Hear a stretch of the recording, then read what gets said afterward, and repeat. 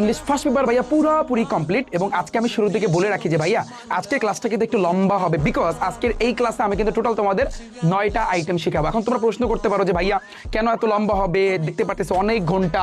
এর রিজনটা হচ্ছে তোমরা কিন্তু জানো যে অলরেডি বাংলা প্রথম পত্রে যে বাসটা দিছে, যে কুমিল্লা বোর্ড একটা বাস দিছে, প্লাস হচ্ছে অন্যান্য বোর্ডে আরও অনেক কিন্তু খারাপ হয়েছে। তার মানে এই থেকে বোঝা যাচ্ছে যে তোমাকে যদি আমি ল্যাম্পসাম পড়ায় দিই, তার মানে মাথায় রাখবা যে ওগুলো থেকে কিন্তু তুমি কমন পাবা না। কমন পাওয়ার জন্য তোমার একটু ভাইয়া কষ্ট করতে হবে। তো আমরা কিন্তু পুরোপুরি সকল আইটেমই ভাইয়া তোমাদেরকে কভার করে দিব।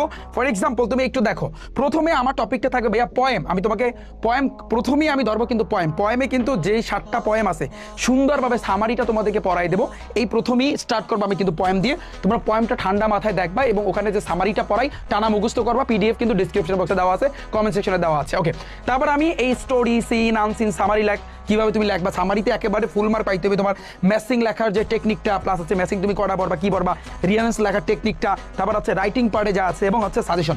লাস্টে থাকবে কিন্তু আমাদের সাজেশন যে কি তোমার পড়তে হবে না পড়তে হবে এবং কোনগুলো তুমি ভাইয়া প্র্যাকটিস করবা, A to Z। ওকে, তাহলে ক্লাসটা আমি শুরু করি এবং তোমরাও ভাইয়া শুরু করো। হয়তো বা ক্লাসটা লম্বা, বাট যদি তোমার কাছে মনে হয় যে ভাইয়া অনেক স্লো কথা বলতেছে, তুমি ক্লাসটা স্পিড বাড়ায় দেখে নাও। কারণ ইউটিউবে একটা সিস্টেম আছে, কর্নারের দিকে দেখবা 3 ডট আছে তোমাদের কর্নারে, তো ওখানে দেখবা স্পিড বাড়ানোর একটা সিস্টেম আছে। তুমি যদি স্পিড তোমার মতো করে তুমি বাড়িয়ে তারপর কিন্তু ক্লাসটা পুরোপুরি ভাইয়া শেষ করবা। এবং চ্যালেঞ্জ করতেছি, আজকের ক্লাসটা দেখার পরে ইনশাল্লাহ এগুলোর ভিতর থেকে তুমি কমান পাবা অন্তত পক্ষে।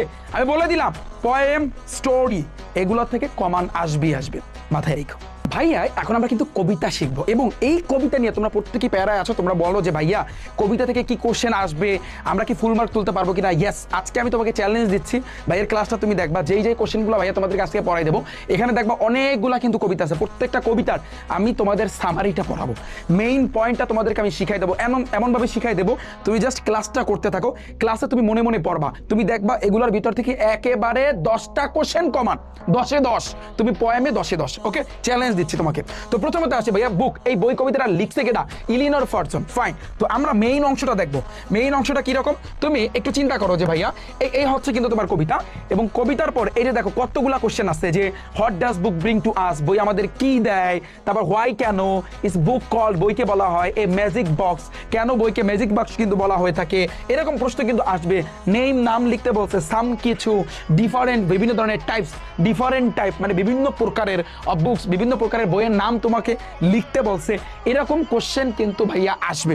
তো আমাদের মেইন জিনিসটা যদি আমরা শিখে ফেলি, অনেকগুলো কোশ্চেন আমি কিন্তু কে পর্যন্ত কিন্তু দিছি। এইখানে দেখো এ থেকে পি সি ডি কতগুলো কোশ্চেন, একেবারে কে পর্যন্ত সবগুলো কোশ্চেনের অ্যান্সার তুমি ভাইয়া দিতে পারবা যদি তুমি